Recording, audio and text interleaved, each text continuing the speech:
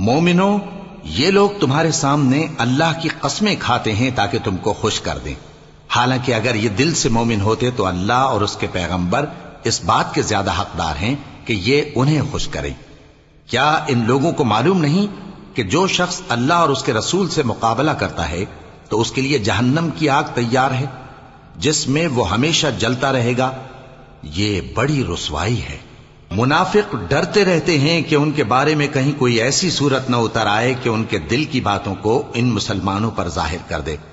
کہہ دو کہ ہنسی کیے جاؤ، جس بات سے تم ڈرتے ہو اللہ اس کو ضرور ظاہر کر دے گا، اور اگر تم ان سے اس بارے میں دریافت کرو تو کہیں گے کہ ہم تو یوں ہی بات چیت اور دل لگی کرتے تھے۔